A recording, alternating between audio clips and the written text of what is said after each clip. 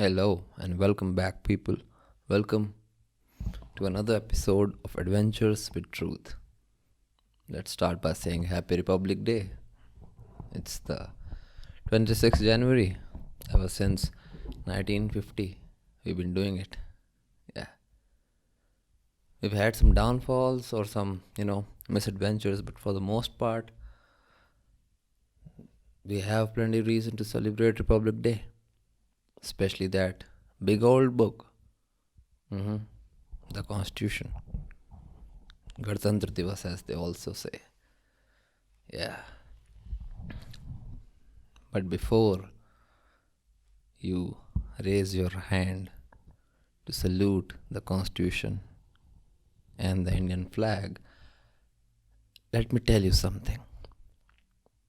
You see, while it is, I would say, it's almost a blessing to have a nice constitution, thanks to the Constituent Assembly of the Constitution, of the Indian Constitution. They did their job pretty well. Mr. B.R. Ambedkar, Dr. B.R. Ambedkar, and his comrades, his group of select wise men, they did a pretty good thing. Of course, there have been some, changes made over the years, as they should have. Acts, amendments, new bill being passed and everything. Who knows before the next or the next to next Republic Day comes around, we might even have uniform civil code. I don't know about the ideas, but everything should be uniform for everybody, right? It's not to say everybody should be forced into it, but the law should be same for everybody. And right now, if we talk about UCC, the thing is that different people of different communities, different religions, they get their different rights. And that doesn't make sense, because in a free society, in an ideal democratic system, the state should not get involved in the matters of religion. State and religion are just two separate things, and they should be treated as such, and they should operate as such in a free and open society. Society which aims to give a lot of liberties to the people, and also tries to, create an environment or a place where everybody has the opportunity to grow, further, flourish, and everything. But when I walk around this town of mine, this city of mine, and more the people I meet, I get the idea that people are not even aware of the constitutional rights that they have, the rights that the Constitution gives them. Everybody has that right, especially if you are, only if you are Indian citizen, that is, but of course. But not only people do not, are aware of these things, they actually have no sense of responsibility to make sure that these rights are not taken away.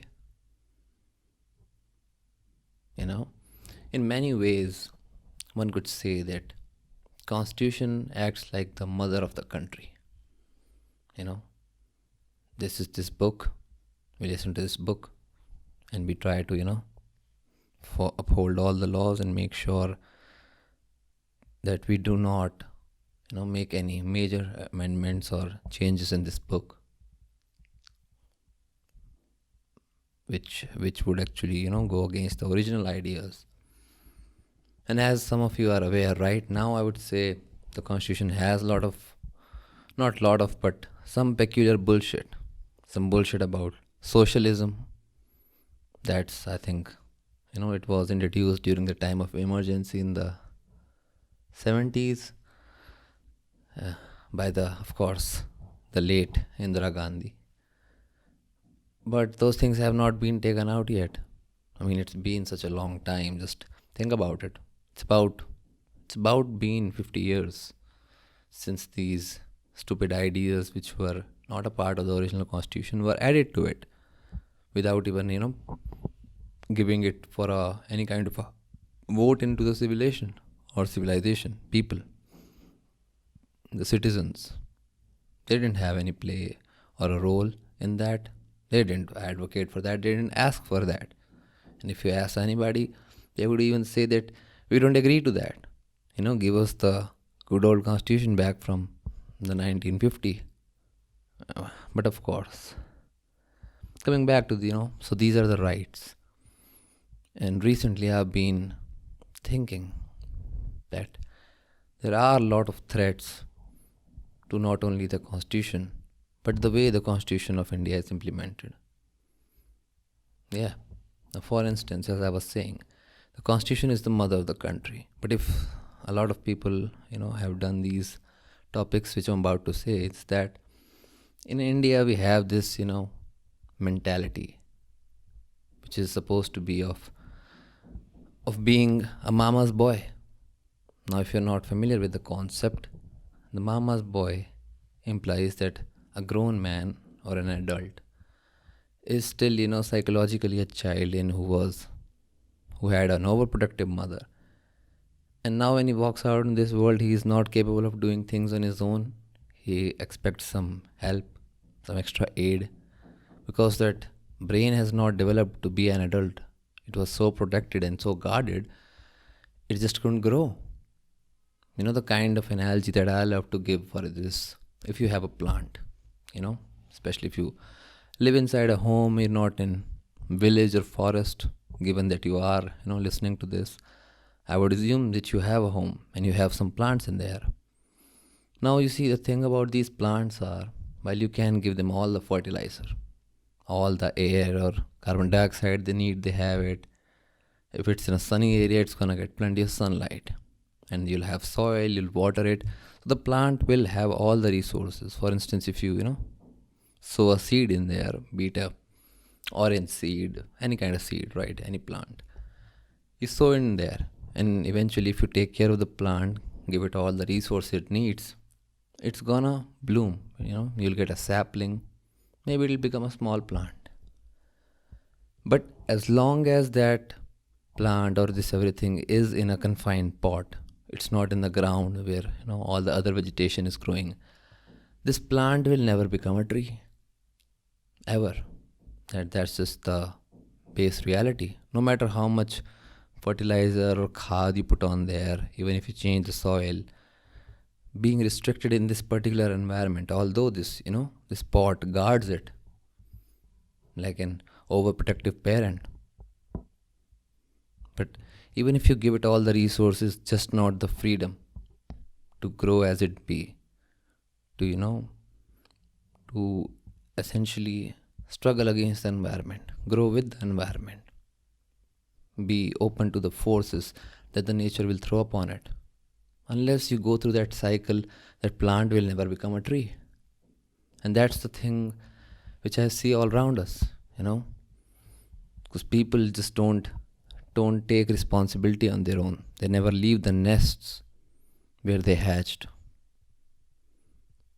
So how will they take the long flight across the continents and cross oceans and everything?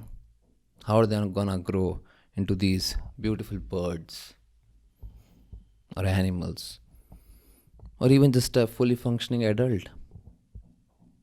And this is something that I just see in the society. It's been a long time since I did the show, right? So a lot has happened. And I was thinking that this idea actually ties into the ties into this mama's boy philosophy all over the world, especially in India right now. Because I was seeing that, as some of you are aware, a lot of things have happened in the airline sector. One Indigo pilot, I think, got slapped because his flight was delayed for 12 hours, 13 hours. He was with his wife and everything. And apparently, even after all these delays, the pilot was, or the crew was somehow implying that the fault is of the passengers, that their flight has been delayed for 13 hours, and they kept saying fog, so this man had enough, And now I don't know if this particular person in question is a mama's boy, but it doesn't seem to be, because this guy stood up and just bitch slapped the pilot. And he was in the last row or something, like second last row. So he must have walked down the aisle of the plane with his head determined to punch this motherfucker out. And a lot of people were saying that of course he should be this guy who slapped the pilot and everything. He should be, put behind bars. He should be put on a no-fly zone for life or something. Even Indigo zone in India. What would you say there? A panel, or the group of executives, they were discussing, should we put this person on the no-fly list?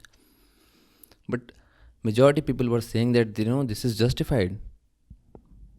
India wants to grow into a developed country, and for that you need to shift from manufacturing to services. But as we all aware that the service sector of the India, especially the airlines and hospitality sector, it just sucks. Yeah, it's close to hell. I mean, these guys just act like they own the citizens. Even if you talk about in the case of airlines, Indigo is actually, one of the most popular airlines across the country.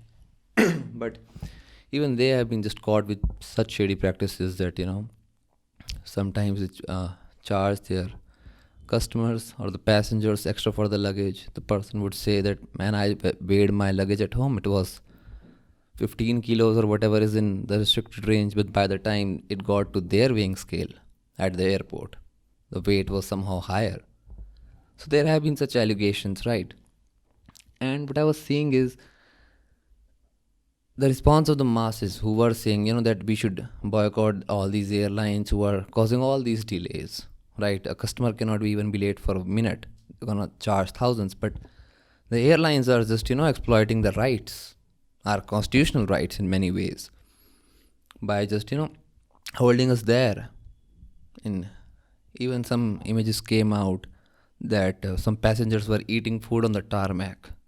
A tarmac is basically the black runway road from where plane would take off. Yeah, those people were like 50, 60 odd people. They were sitting there having food on the fucking runway.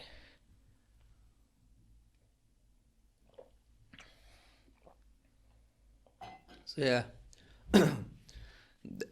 that image went quite viral. People were talking about it all over the social media. And that got me thinking that all these people are still, trying to tweet to DGCA, the aviation ministry and everything, the Directorate General of Civil Aviation, as they said. And they were just tweeting at them, like, Mummy, isne mujhe mara, aap iski maro. And that's essentially what they were saying, right? That these people are not treating us well. We are not given any rights.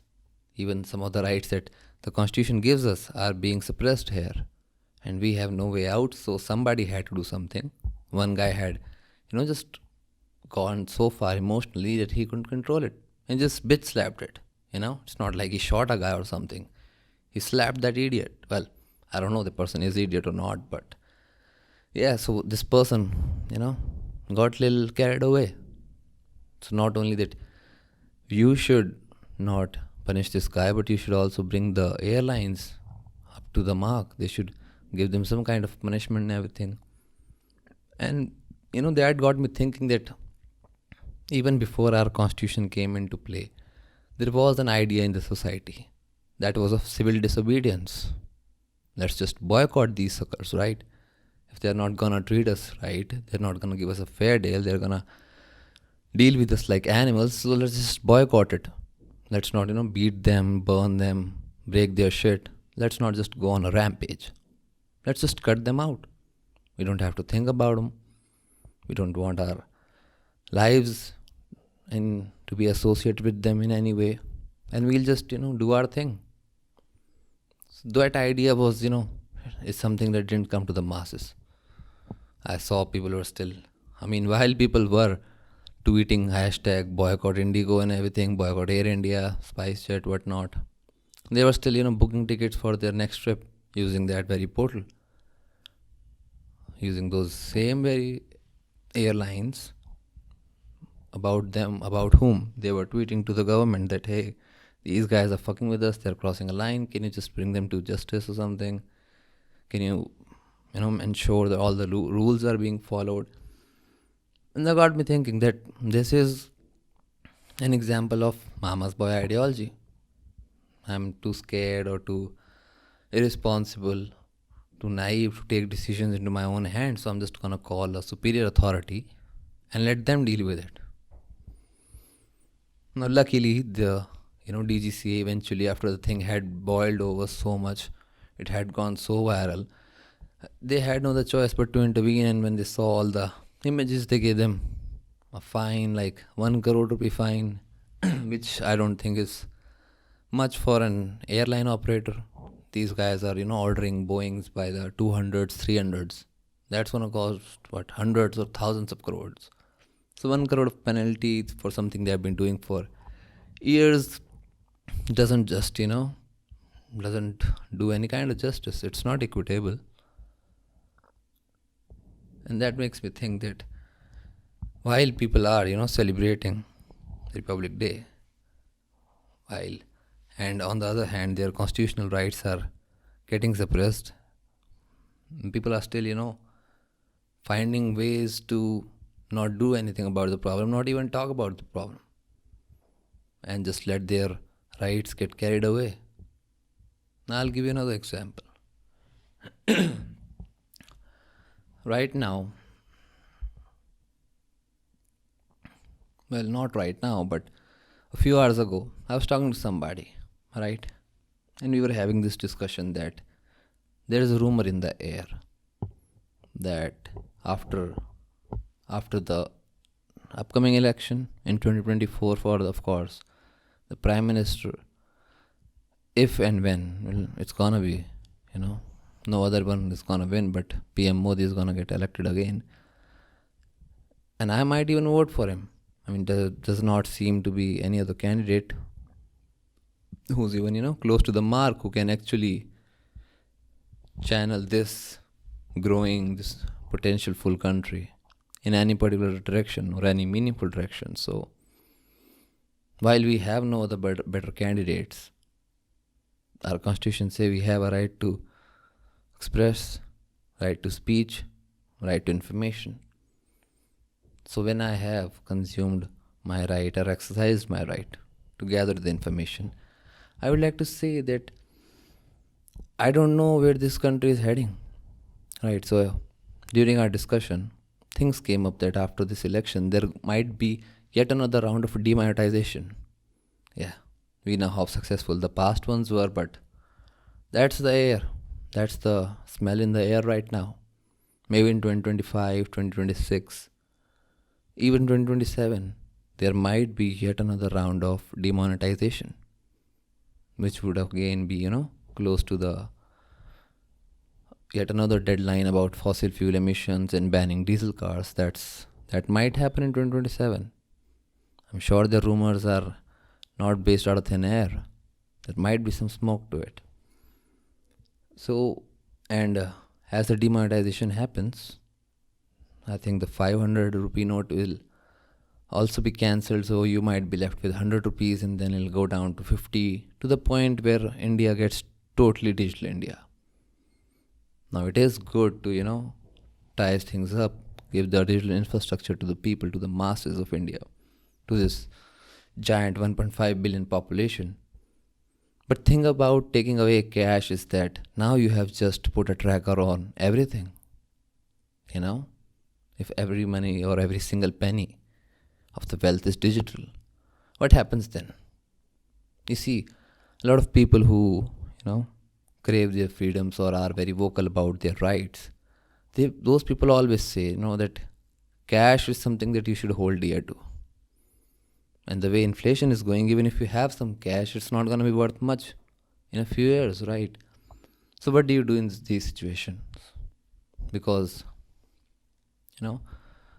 having cash just means that you can spend it how you want it. And that's not to say, that everybody is going to use the cash for illegal purposes or anything like that. But it gives you a sense of freedom, that you are not accountable for everything you do. You're not a mama's boy. You're a grown man. You've earned this money by all the legal means, and now you're not liable to tell anybody how you spent it. If you want, you can get legal tenders, which is basically notes, and you can spend the money in that form. You see, Taking away cash is actually, one of the few steps that you take towards a totalitarian society. You go to China, it's gonna be pretty hard to find cash. Even the smallest of villages and like poorest of neighborhoods, they all accept digital payments. So what happens? The Chinese government knows where each and every penny is being spent by the people. Sure, some inflows might happen through the crypto market and whatnot, but for the most part, they know everything, where every single penny is going. And the thing about it is that they can, use this information in whichever way they find possible for their motives. I'll give you an example. For instance, one party is in power right now, and they see that these are small people who are donating to our opposition party, and we know it because we can see the transactions. Everything is digital.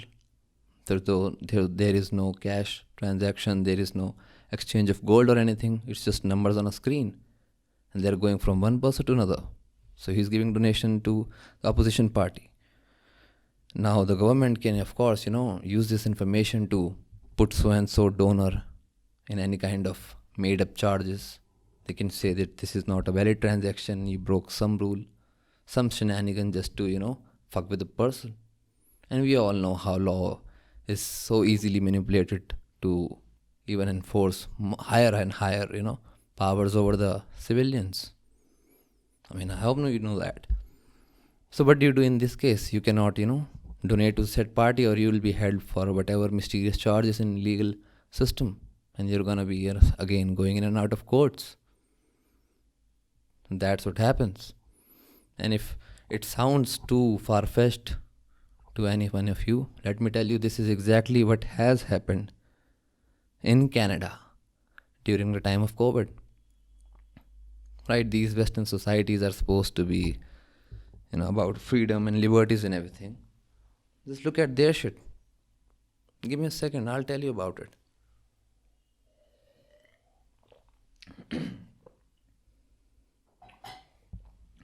So, the truckers in China, they have some sort of union. And these guys were saying that, we travel for thousands and thousands of kilometers, miles every day. We go to all the cities and states. So we are already, exposed to the COVID virus. And we don't need to take the vaccine. And we don't want to take the vaccine, right? Why should I take? It's not even a vaccine. It doesn't even fit the typical definition of a vaccine. It's maybe a genetic transfusion therapy. That's what it is. It's not. The COVID vaccine is not exactly a vaccine. Especially the foreign made ones. I don't know so much about the Indian ones because the right information is just, words on a paper. That's the thing.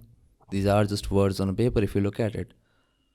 This constitution of 1,92,000 something words. One of the biggest, longest written constitutions with so many words. But right information is not available. Anyway, so before I digress further, these truckers were saying, man, we don't need to take this thing. We have already exposed to the COVID, and natural immunity is just like 13, 15, 20 times stronger than vaccine immunity. So we are not going to take that. Now, as a result, government made it mandatory, and whoever was not vaccinated was not allowed to be on the job. You could not, drive your long haul trucks, supplies across the nation. So these guys were out of a job, and they set up a GoFundMe or a donate page so that people could come there and help their cause. And since things are so digital and developed in Canada, what happened was the people whoever donated to these truckers rally, the government saw their bank accounts, figured out who these people are, and shut down their fucking bank accounts. Yeah, took away their money. All the money you have is in your bank account, right? But the bank account is a digital thing. It's not something you can hold in your hand. It could be just switched off digitally. So all their banks, accounts were frozen. They couldn't even access their wealth that they have, no matter how rich you are. And yeah, so much for being a developed free society. That's what, Castro's, allegedly Castro's son who goes by the name Justin Trudeau is doing. I mean, it's a rumor, so don't put my head on a spike. But that's what I've heard. I mean, there are so many similarities in the face if you look at it.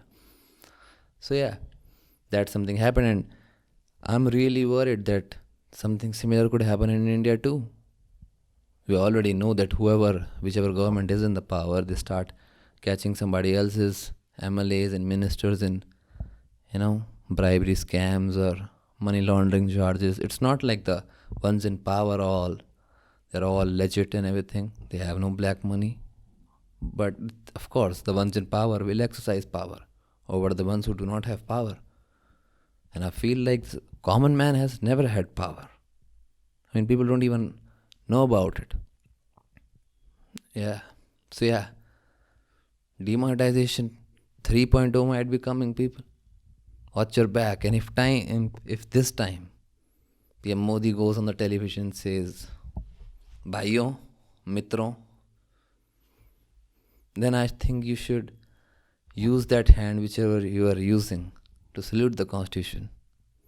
You should pick up that hand, give yourself a slap to wake yourself up, shut off the TV and just protest. Say, no, we are not gonna fucking just take this shit. You cannot demonetize the currency once again.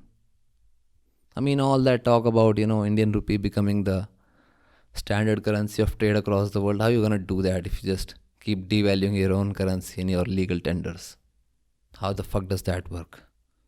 What kind of message is sending to people around the world? Yeah. So, as this was the discussion which I was having. And then that's what I was saying to the person that, a cashless society is the first step to a total control. Now, do you want to live in a fucking matrix? I, for one, do not. I'd rather live in a forest. But the way, deforestation is going, I don't even think there's going to be much forest left. Especially not enough to self-sustain somebody for decades. So where do we go? What do we do? Well, apparently, standing for up our rights is the only thing we can hope for. Because it seems the entire world is falling apart. So it's not you can look at other countries and say, oh, they offer a free and living society. Maybe we should take learnings from that. But no, because everything is falling apart, right? People are going back to good old medieval days, forgetting all these social dynamics with these global societies, and we have made being about the values of liberty and freedom, Swaraj. Yeah, that's the thing people don't, understand. People are just so happy to say, oh, I'm not a terrorist. I'm not doing anything illegal. I don't mind giving up all my control. But somebody wise has, said, so I'll repeat that quote. If you are willing to sacrifice a little bit of your privacy or liberty for a little bit of security, then you deserve neither and you will end up losing both. Yeah, think about that for a second.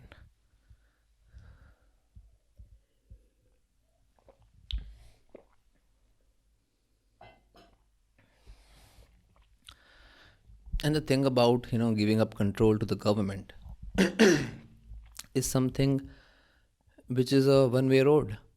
Even if the party changes, they're not gonna give back you more freedom or liberties.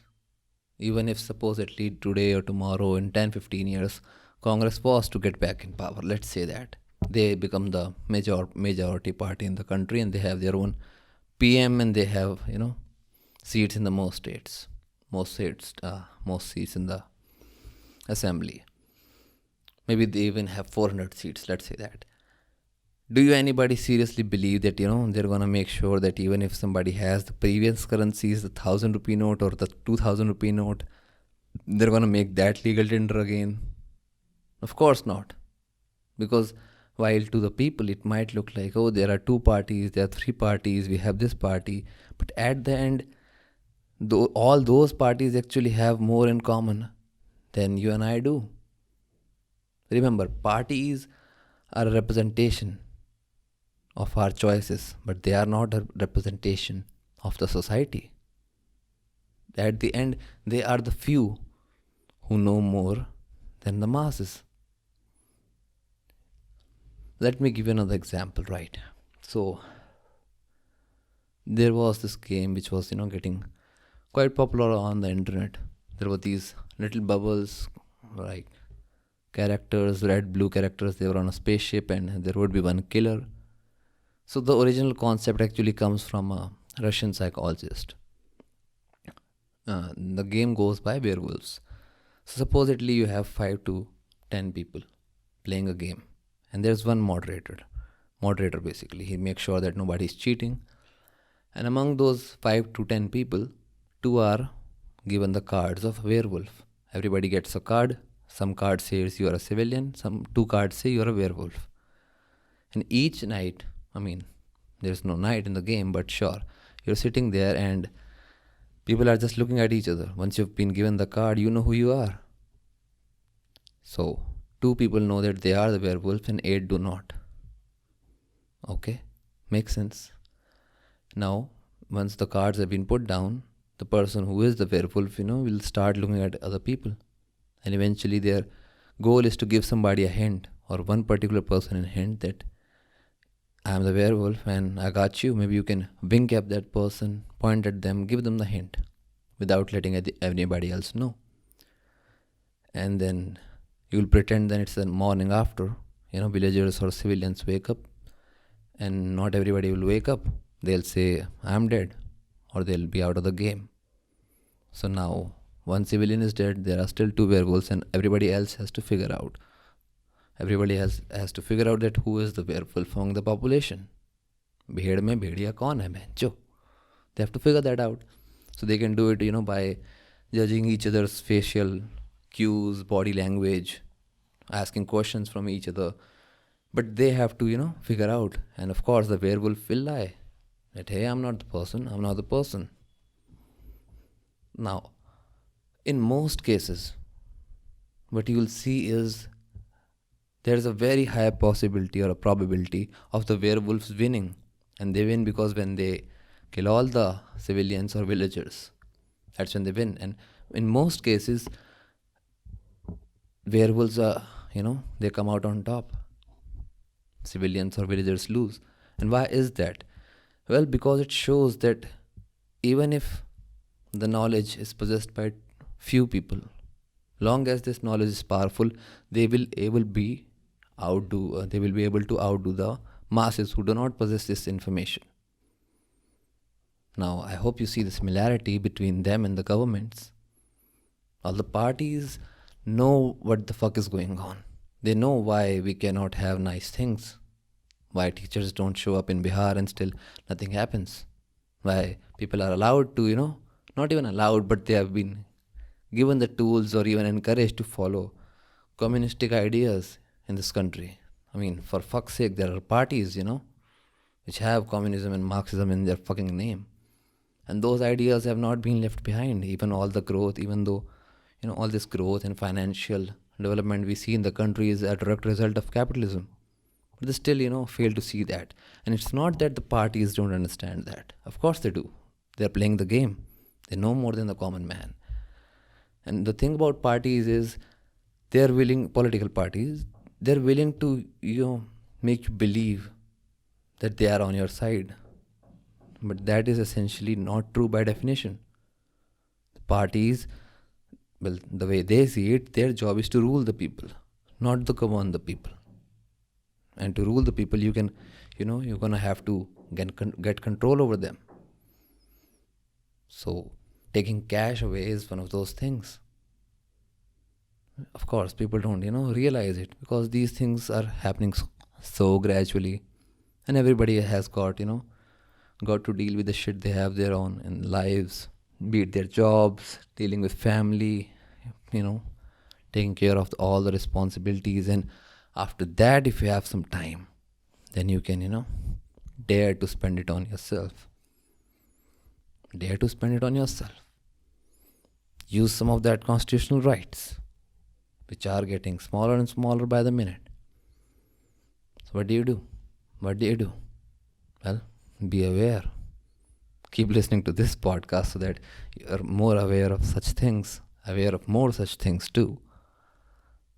But you should, stand up, especially when the government is not doing right, because at the end, giving up control is just, it's something, as I said, it doesn't go backwards. Parties will change, they'll come and go. Established ones will always find a way to come out on top. Because even when the people are losing, even the parties which are losing the election, they are still not losing. They still maintain a higher hierarchy than the masses, just not as the ruling party. So be aware of that. Be really aware of that. For the first time, I even have a list of things that I want to talk about. Like, of course, it's been a few days. Ram Mandir Puja is done. Pran Pratishtha, as they were calling it. It's been, 5-6 days. Now I came across yet another infringement, rather a massive infringement on not just our constitutional rights, but also our freaking human rights.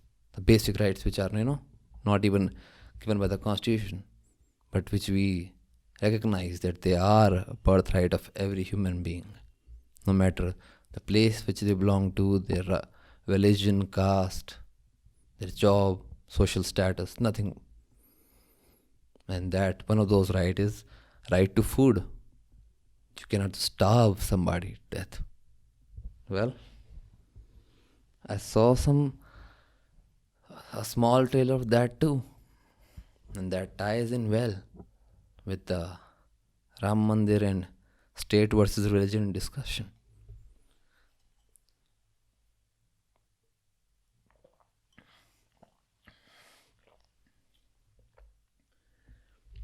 I see a lot of people making the argument that the government, especially the Supreme Court, they're the ones, who gave the permission for the mandir being made, and people gave the donations, so government didn't spend anything.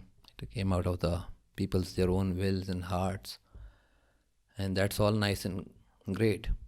But you see, when you tie in such a powerful political figure, and be it not just, Mr. Narendra Modi, it could be Yogi Adityanath too, it could be Amit Shah too. When you give anybody so much authority to rule over anybody, to make the rules as they go, they are essentially kings. They're not going to be held responsible to things or the flaws they have or the mistakes they made. Why? Because that's the nature of power. I can afford to make many mistakes because I have power. The civilian or the common man cannot afford to make many mistakes. The common man cannot forget that it's not an odd day, it's an even day, so I should not go to work in my car. And he would be given a hefty punishment for that. The common man can forget their helmets at home and pay a huge fine. But the ones in power, well, their mistakes are all forgiven. And the mistake I'm talking about is, you see, a couple of days ago, I realized, or rather I found out, that Zomato was ordered by the government to stop serving non-veg food in certain states, particularly Rajasthan. That was a little shocking. But of course, the freshly, won BJP states, Rajasthan, UP, because of course, Yogi does as Yogi does. It's not how real yogis used to do it. But then we are not living in a real world. We're living in it's like a movie. It's a thriller. Yeah, psychological thriller, something like that. So that was another state. Then it was Chhattisgarh and Assam. And the moment people found out, of course, people being people and following their ideas of being a mama's boy, they started, saying that, oh, somebody should, look into this. What the fuck are they doing? But since it was a small brand, people started, tweeting, I'm gonna cancel this app, we're gonna boycott Zomato or anything just because you're not ordering food. But something that people didn't understand is that once you tie in any kind of religious ideology, that maybe eating meat is against Hinduism or Sanatan Dharam, which it is not, that's the thing about Sanatan Dharam. or Hinduism or whatever you want to say. The original name is Sanatan, but it gives you the option to do what the fuck you want. You want to worship this person? Worship this person. Oh, you want to eat meat and drink? Well, you can worship this person. Still be a good person. So that's the thing that people, often forget about Sanatan. Well, I'm not, not the one to worship or do any kind of chants. I like to have a real close and colorful talk with the truth, as I call it. Have my own adventure with truth. And then I see what are the informations, what are the results, observations, conclusions I can make from it. And see where it takes me. See where my heart lies. Now, speaking of, giving an order to not serve non-veg. Well, first of all, food is food. Essentially what the government is doing is that we will take away your right to decide what you will eat. Why? Because we built a building in a state. So in 4 to 5 states across the country where we have power, we'll take away your right to decide what you want to put in your fucking mouth. We'll decide that you are not, smart enough, moral enough, or ethical enough to decide that what you should put in your mouth. Something we have, we have evolved to do. We have evolved to realize what is good for us or what is not. And we can, venture out food from not food items. We don't go start eating wood. We see an apple, we eat the apple instinctively. Why? Because it is baked into our DNA after millions of years of evolution. And then these motherfuckers come around and say, you cannot decide to eat food. Now, it's not actually a discussion of veg versus non-veg, because even the people who do not eat meat should, understand that to somebody who does eat meat, to them it is just food. Food is food, man. How the fuck are you gonna tell me that I can eat this or cannot eat that? And that's the thing about having such a crazy majority across the country by one single party. They can afford to do that because they are sure they're gonna win the 2024 election.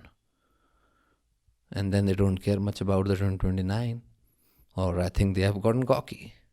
Or maybe they feel like that they will be able to do so much damage to the social liberties and freedom of the people that even the party who wins in 2029 will just, keep the ball rolling from that place and not take a single step back.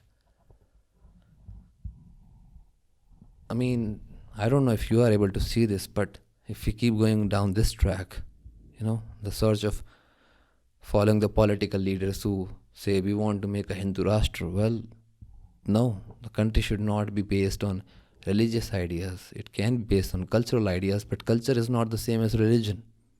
It's not the same as religion.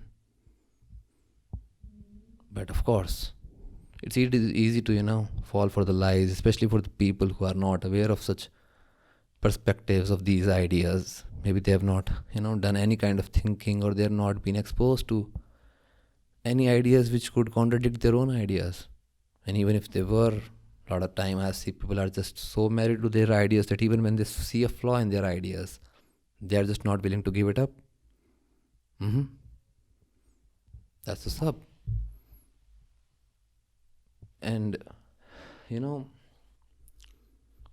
it's not just the people with this mama's boy and ideas or the individuality problem. I see even companies deal with it. Companies even like Tatas and Mahindras. You might have heard me, bitch a lot about the 100% import tax we have on vehicles in this country. Why is that? Why is that any car which has to be imported in the country, more than $20,000 has to be paid same amount of duty as it took to make the car? Why? Well, of course, because first government is greedy and they want to take all our money and taxes and taxes and taxes, but even before the things hit the roads, they can get taxed to infinity, taxed back to hell. And the reason is because companies like Tatas and Mahindras have to succumb to this mama's boy ideology. They are like, hey, government, hey, mummy, these countries are so well developed. These giants, these BMWs and Audis and Volkswagens, if they come to the market, they'll destroy us. We are selling most number of cars in any given month for years and years on end in the country. And yet, we want to be mama's boy. We don't want to fight with the international competition. We want you to put 100% duties on them so that the people of our country cannot afford better products, even if, they are getting better products at even lower prices. They have to be stuck with Tatas and Mahindras. And personally, I'm sure they make good vehicles. I own, like, we have some vehicles from them you know, in our household. But think about it. Like Tata Nexon and Mahindras and Thars, they have fucking months and years of waiting. And yet they have money enough to, bribe the government to lobby the whole situation and make sure this tax duty does not go down. And as a result, we Indian people suffer. Now I'm sure Constitution even protects us against these things, but who's asking questions? Who's talking these things? As a result, you will see Tesla has not been able to come in India for, even though they've been talking about it for about a decade now. Because of course they are not being able to just compete with the market. Not everybody is, willing to drop billions of dollars to make a plant. Everybody here knows about the Ford example and how crazy taxes and of course their own mistakes on the expenditure and everything had led them to basically take the decision to move out of the country. So who's suffering if the technologies are not coming here, if better cars are not coming here, or they are just so out of the hand of the masses? 99% people cannot buy imported cars, and they cannot, of course, then even drive that cars for longer than 15 years. Why exactly? Even though you have been paying tax on that thing ever since you bought it, rather before it was even, delivered to the showroom, then you go on the roads, and that's tagged, and it's taxed for what? Pollutions and everything, 15 years.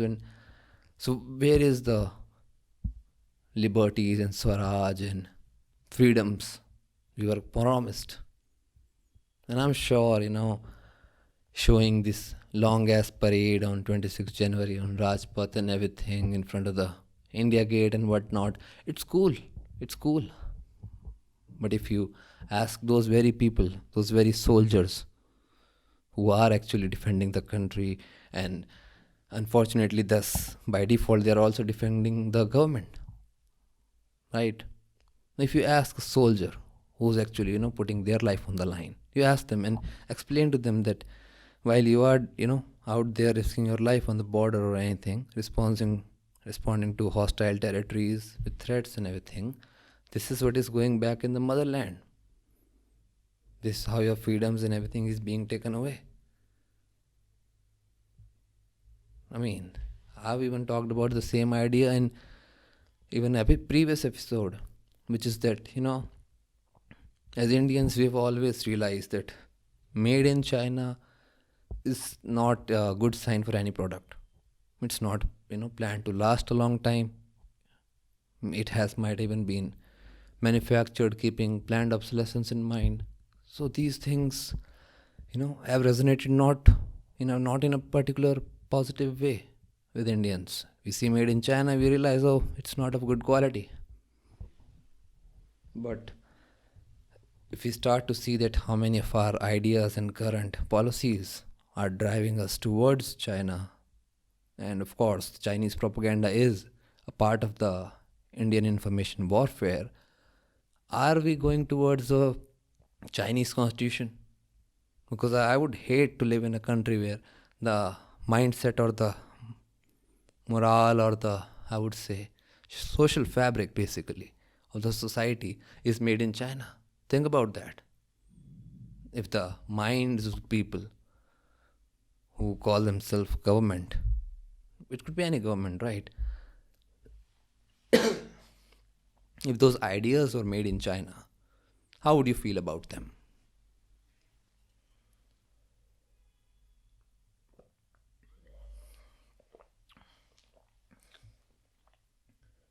I mean, I don't like to buy stuff which is made in China, because I know, first of all, not only you're supporting an autocratic, crazy dictator, but you're also basically funding a country which is taking your property, your land, killing your soldiers, taking away your freedom. Ask the people in Tibet. I mean, I don't even know how would you recognize any part of Tibet because it's all China now. But how would you do it? Hmm?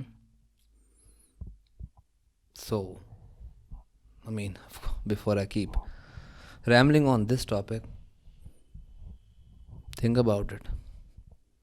Saluting the Constitution and everything, celebrating Republic Day, showing the Indian flag, it's all good. It's all good. But if you are not aware, then the forces that may be, the invisible hand, the Illuminati, they're always at play, working, trying to take away, trying to kill the demon by 1,000 small cuts. They're not trying to pick up the bazooka and blow the entire thing up because they're cowards. Cowards operate from the shadows. We must follow the light, people. Must follow the light. Must follow the ideas that our freedom fighters, our makers of the Constitution had. Swaraj is my birthright, and I shall have it, motherfucker, by love or by force. But you can only fight for it if you know about it, if you are not even aware of the enemy, if you cannot see them, if you cannot track their movement, if you have no way to recognize them, then fighting becomes very problematic. No matter if you are a tiger at heart, you are a peacock at heart, you are a bear at heart, you must be able to see the enemy. And as much as our enemies in the Pakistan region and in the China region, they are definitely within the country's borders too. And they are the ideas which can become a very problem if you do not pay attention to these ideas or how they are being executed in the society. I'll give you yet another example. On the very day when people were taking away, rather the government was taking away people's right to eat. Think about if somebody was on a carnivore diet. They are eating only animal-based products. So, what the fuck, man? Should they starve that day? Anyways, so I saw that, from the official handle of Nirmala Sitharaman, it was tweeted that Tamil Nadu and Telangana, I think it was either or both these states, had, excuse me, they had banned the, any kind of live or online telecast of the Ram Mandir Sabha, the puja that was going on. And of course, the entire notice was in Tamil language or Telugu language. I couldn't read it. So I thought, holy shit, man. As absurd as it sounds, it could be true, right? So I did some research. And I saw a lot of South Indian folks. They were commenting that this is fake news. This is not true at all. And that tweet is being made from basically the official handle of Finance Minister of India. And then there were some other people who were just without even realizing, without even able to read the bloody language. Because of course most North Indians cannot read Tamil or Telugu. Without being able to read the notice, people were just hopping on the bandwagon and saying that, oh, fuck those people, they are not real Hindus and everything. Although they have the most conserved and preserved culture from Vedic times, or rather Yuga's times, Ram's times, right? Some of the temples in South India are the oldest. So why would it make sense for them to ban this thing? Even their own population might want to watch it, right? It makes sense to me. So then I did some more research and I saw that most news articles or news outlets are doing a story on that, and everybody's just, quoting somebody else. It's like a cycle in an echo chamber.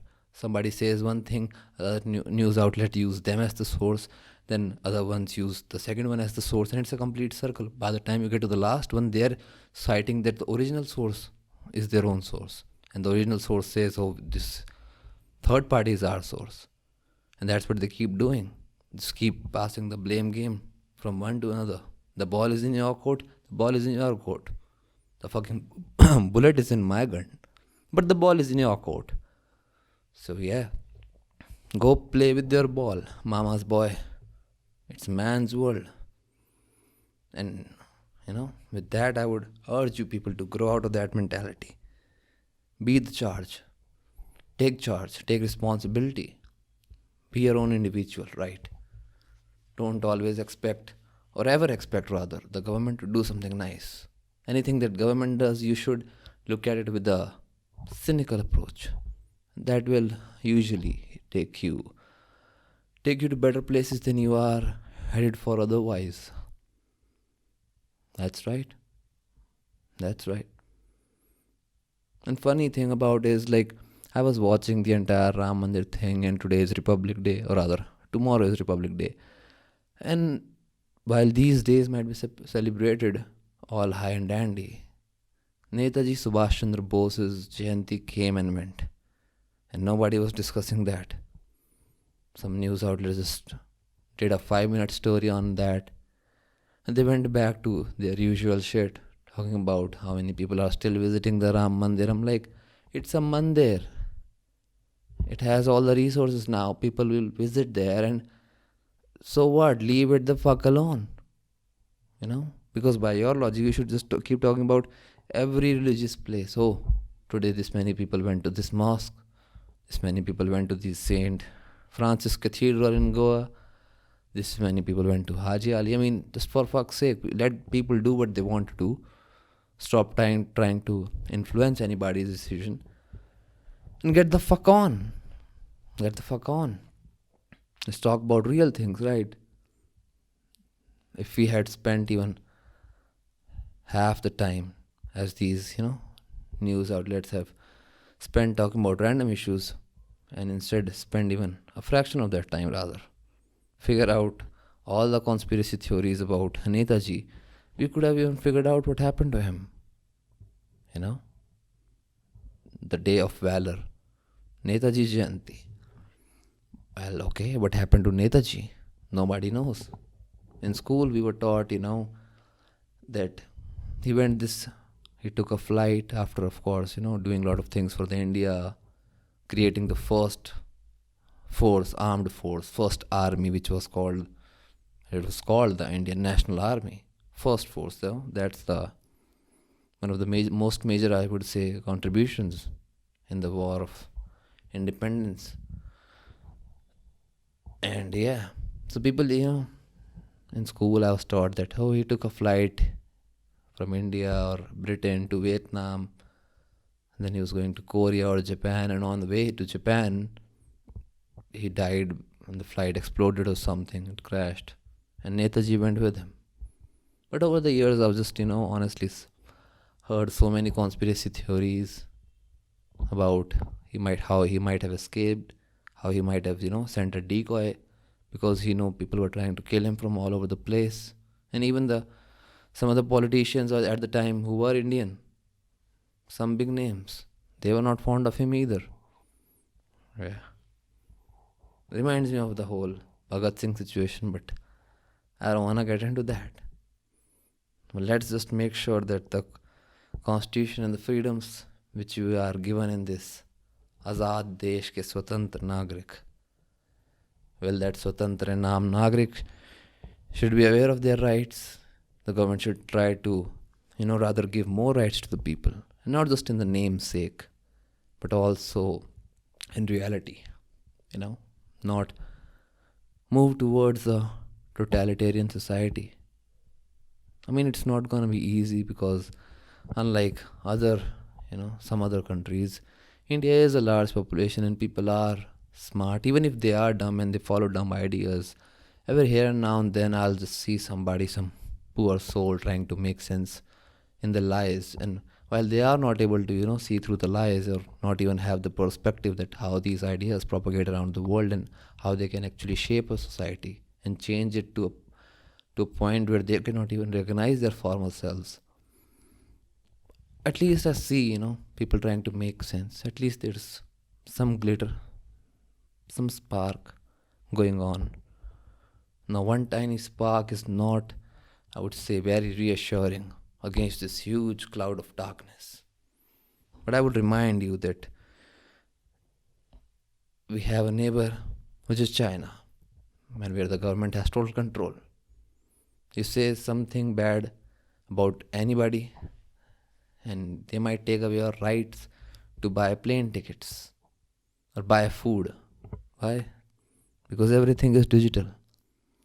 There's no cash, there's no hard commodities which you can exchange in place of money. And we all know how bad that goes. Now China also has a North Korea where they have just taken that idea to even further up, that we will control if you can eat or not, and now we won't give you any food so you can find insects in the grass or eat the grass, die. And I think the 4 states in India just tried to do that by banning meat, by banning food. So now, if you think about saluting the Indian Constitution and the Indian flag, please do so. It's a very admirable thing to do. You should do that. But we must also remember that it doesn't matter what the Constitution says, because if you're not aware of those rights, if you're not willing to exercise those rights, and if you're led to believe that the ones in control will give you more control and sovereignty over your life, then you are so very mistaken. Maybe you should have died in a plane crash instead of the late great Netaji Subhash Chandra Bose. If he was here, I do feel like he too would be worried to see that they spent about 100 years to make India free. And we have not even spent 100 years since independence. And we are already so many steps closer to being a totally closed autocratic society. Netaji might already start to make plans for the next revolution. Because the way things are going crazy. I've already told you about one neighbor. Let's talk about another neighbor, Pakistan. Pakistan follows everything by either the army or the religion. Like literally, people are not taught 2 plus 2 is 4 before they are, taught about the radical or violent aspects of Islam and how to hate Hindus for no goddamn reason. If you've seen those things and stories in the news, I'm sure you're aware of it. Before a boy can, tell the time in Pakistan, boys are taught that religion is something that you should never question, and Hindus and Indians are your enemy. Well, we have this example right here. You can see what kind of society that create. Do we want to create that? No. Of course, India is not as same as, China and Pakistan, but a lot of those motherfuckers are bleeding into our borders, coming here, causing fucking shit up. So how much of our, Indian ideologies are safe? How long are they going to be safe? When people are coming in, Pakistan is sending criminals, from there. I just saw Colonel R.K. Sharma on a podcast. He was saying that, they give this option to people, all their rapists, gangsters, criminals and everything, that get some training, get a gun, go into India, cause havoc, 6 months later, and you can, we'll set you free. We'll give you some money, you can live a flamboyant life, an extravagant life. Otherwise, you can just die here in the prison, or we'll hang you. So these ideas are bleeding into our societies from the borders. The people who are in the borders are not concerned about these rights and these sovereignties and freedoms which are given to us by our constitution, and the ones who are supposed to protect us, govern us, keep us safe from all these things, the political leaders, they are apparently becoming a threat to our freedoms. So what does you do? What does one do? Threat is from the inside, from the outside, within your atoms, within your molecules, your organs, the environment. Everything is trying to fuck you up. India is losing neighbors day in and day out. Maldives is gone. Sri Lanka is just, China's puppet. They've bought and paid for rather. Pakistan is, of course, and did you see Pakistan attacked Iran? Iran attacked Pakistan. China being the big mama, these two are mama's boys. So came in, he was like, settle your disputes. We have paid so much money for to Pakistan. We are not going to let them get destroyed. And Iran, we have some good use for you too. We can go against America, so let's not fight. And these countries said, yes mama, ji mummy ji, bilkul ji, chutiya ji. So yeah, the only hope is, I would say, be aware. Take anything government says with a sinister approach. When you realize something is wrong, don't just talk about it in the WhatsApp. We are even losing digital rights. People are getting arrested for what they post and passing things on WhatsApp. Now, of course, you should arrest and find terrorists in that way, but people can express their opinion, any way, and you cannot just, file cases against anybody because they hurt your sentiment. Again, people, remember, made in China, made like China, must stay away from those things, those ideologies, those ideas, those social infrastructures. Must stay away from that. Right? Because otherwise, not only the people who sacrifice their lives to make this country free, and leaders like Netaji Subhash Chandra Bose, and even the members of the Constituent Assembly who made the Indian Constitution, the likes of Dr. B.R. Ambedkar, all these people would be embarrassed to look at the country we have made, or how poorly we have defended the Constitution in less than 100 years from its inception. Lucky for us, nobody is seeing, but the answer is right in, India's, I would say, metaphoric symbols or national logos that we have. There's a reason we have the national animal as tiger and the national bird as the peacock. Be graceful, be smart, be fierce, and most of all, be wise. This is Adventures with Truth. This was our Republic Day special. I hope you have a good one. Think about these ideas. Do some more research, on all of these particular ideas, because I'm no expert. I'm just here to show you the truth as I see it and give my 2 cents about it. I'm gonna go and see if I can spot a tiger from a safe distance. Alright, people, take control of your own life. Be your own government. Follow the Constitution, defend the Constitution, but also have a Constitution of wisdom and of, logically coming to discussions or conclusions without taking any information that the government or media might give you. Have a Constitution within you and salute the Constitution that's around you. And funny enough, it's not the one that people with guns are trying to enforce. It's not the Constitution. It's not a socialist state. Let's not give up control. Let's be a republic of free-minded people, thinkers and leaders, innovators, and not sheep made in China. Happy Republic Day, people. I'll see you in a week or so. Until good times. That didn't make sense. So I'll see you next time. Jai Hind, people. Jai Hind. Yeah, and protect this Constitution, man. They're trying to kill it. Protect it. Yeah, see you next time.